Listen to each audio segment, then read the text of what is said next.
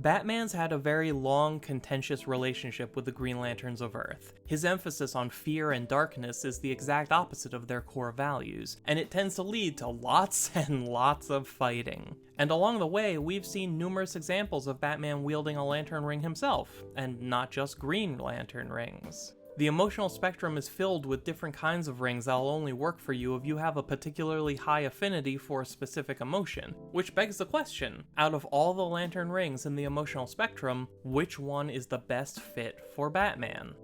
There are two rings that people usually go to first as the answer to this question. They either say it'll be a Green Lantern ring powered by will, or a Sinestro Corps ring powered by fear. And both of those seem to make sense, because not only has Batman worn green and yellow rings before, it's easy to make a connection to the willpower needed to mold himself into Gotham's protector, or the fear he strikes in the hearts of criminals, traits that would seem to qualify him for either ring.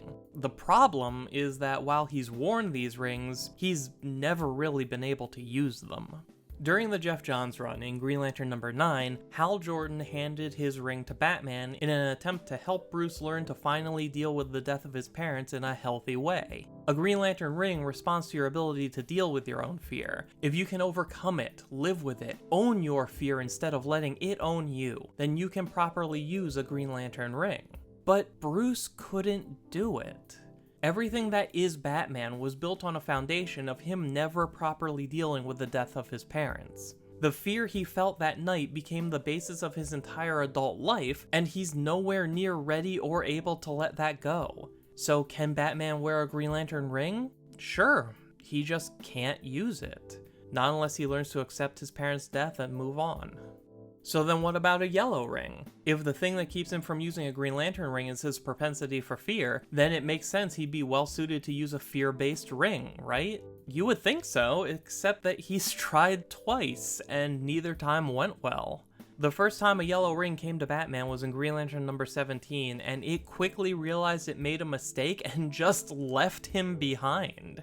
The second time came in Forever Evil number 4, and Bruce struggled to make one construct before being completely overwhelmed, until Sinestro showed up to save him. The conversation the two of them had afterwards is important. Sinestro says that Batman has the potential to become a powerful Yellow Lantern, but Bruce is resisting it, refusing to totally give in to the power of fear. Because remember, Bruce's greatest fear is tied to the unresolved trauma of losing his parents. He saw his greatest fear happen right in front of him when he was a kid and has devoted his entire life to making sure it never happens again. Bruce has an adversarial relationship with his own fear, meaning he can't embrace it as a source of power. So the potential is there, but just like the Green Lantern ring, Batman could only properly wield a Sinestro Corps ring if he reached a major turning point in the way he thinks and feels about the death of his parents. So now that we've eliminated the two most obvious candidates, where do we go from here? Realistically, you could make an argument that most of the remaining rings make sense, even if their compatibility with Batman is kind of general and surface level. You could say his drive for vengeance would make him a candidate for a Red Lantern ring powered by rage, or you could say his desire to fight endlessly for his city is perfect for the Blue Ring of Hope or the Indigo Ring of Compassion. Or hell, since he's a billionaire, maybe he'd be able to use an orange ring powered by greed. But all joking aside, there's one ring that's uniquely perfect for Bruce Wayne, because the power it represents cuts right to the heart of not only the tragic death of Thomas and Martha Wayne, but also everything that Bruce has fought to achieve after becoming Batman. Bruce Wayne would be a Star Sapphire, and wield a violet ring powered by love. I've been referencing Batman's origin story a lot so far. Now let me tell you about the origin of a Star Sapphire named Miri Riam, as seen in Green Lantern Corps number 29. She and her husband were on their honeymoon when suddenly their ship was attacked. Someone they'd never seen before appeared out of nowhere, robbed them, killed Miri's husband, and then vanished into the dark. And Miri was just left there, sitting in the ruins of her happy life, having lost the person she loved most in the world. Then the ring found her, detecting the void left in her heart by having her loved one ripped away. The ring even outright says it. She's at a crossroads where she can either fall into darkness or embrace the light, allowing the Star Sapphire to fill the hole in her broken heart. Think about what I've been saying about Bruce this entire time, about why we know he couldn't use Hal's Green Lantern ring. Bruce suffered a loss just like the one Miri did. The biggest difference between them is that she was an emotionally mature adult when it happened, and was able to accept the offer to step out of the darkness and deal with her emotions. But despite Bruce taking the long way around, he still arrived in a place where his every action is driven by love. I would argue that the most important thing Bruce did after becoming Batman was take in Dick Grayson after Dick saw his own parents die, because choosing to be there for this child who had no one was the first step on Bruce's own journey out of the darkness. Over the years, Bruce would gather more and more young people who he saw something of himself in, and give them the support they needed to not sink into despair, to not end up like him, and by spending so much time helping them, teaching them, just being there for them, without even trying, he built a new family.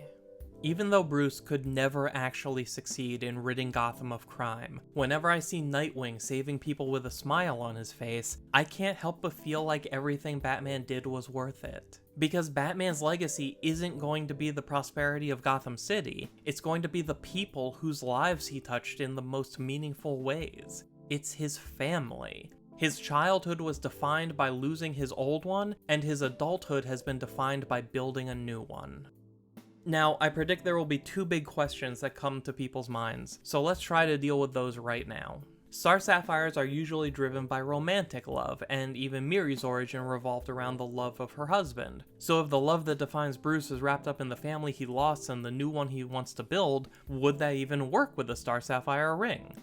The answer is a very big yes. In the first issue of Green Lantern New Guardians, a family traveling in a small spaceship are under attack by pirates, and a Star Sapphire shows up to defend them. As the pirates attack, the AI voice of the Sapphire ring says, "Alert, familial love under threat." So we know for a fact that these rings can detect and recognize different kinds of love, and we are specifically shown one reacting to the love a family feels for each other.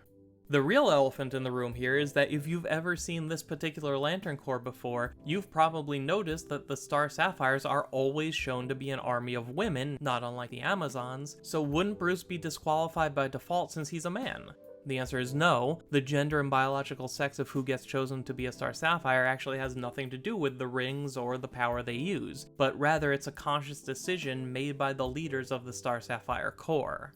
The reason that the Star Sapphire Corps is usually made up entirely of women is because the aliens who founded the Corps, the group of female Owens calling themselves the Zamorans, chose to gather their own power in direct response to the male Owens declaring themselves guardians of the universe and rejecting the power of emotion. So the only reason Star Sapphire rings are almost exclusively given to women is because the Star Sapphire Corps is run by women acting on the resentment they have for the men of their own species, letting those feelings dictate the way the Star Sapphire Corps as a whole operates. Whenever a man has been presented with the opportunity to use a sapphire ring, it's always worked, provided they've been able to be honest about their feelings. Jon Stewart, Kyle Rayner, and Guy Gardner have all been able to use sapphire rings before, and there's been at least one allusion to other males joining the Corps, so Bruce being male is not an issue.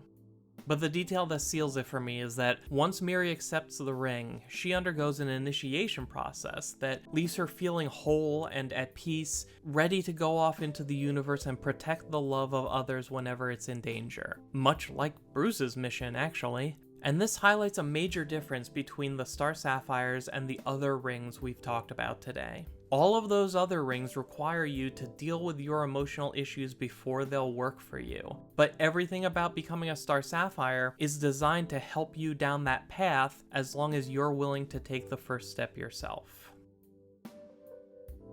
So, which lantern ring do you think fits Batman best? Do you agree with me about him being a natural fit for the Star Sapphires? Should Bruce Wayne become Carol Ferris's Sector partner? Tell me all about it in the comments, and be sure to like and subscribe if you haven't already. You can follow Mosaic Comics on Twitter, and the script for this video can be found at mosaiccomics.blogspot.com, links in the description below.